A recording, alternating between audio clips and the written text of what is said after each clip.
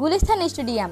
Gulistan stadium বলতে মূলত ঢাকা স্টেডিয়ামকে বোঝানো হয়, যা বর্তমানে জাতীয় স্টেডিয়াম নামে পরিচিত। এটি বাংলাদেশের ক্রীড়া ইতিহাসের কেন্দ্রবিন্দু এবং এর পুরো ইতিহাসই গুলিস্তান এলাকার সাথে গভীরভাবে জড়িত। জাতীয় স্টেডিয়ামের সাথেই রয়েছে জাতীয় মসজিদ বাইতুল মোকাররম।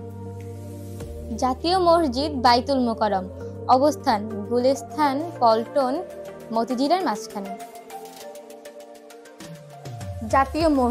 জাতীয় মসজিদের পাশেই রয়েছে ঢাকা মেট্রো রেল।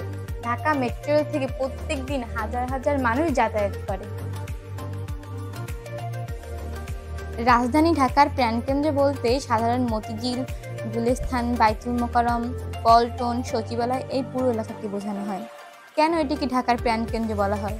দেশের প্রধান প্রশাসনিক এলাকা, বাংলাদেশের সচিবালয় এখানেই, বিভিন্ন মন্ত্রণালয়, সরকারি দপ্তর ও দপ্তরের অবস্থান। বাণিজ্যিক হাট। মতিঝিল দেশের সবচেয়ে বড় অফিস ও ব্যাংক এলাকা।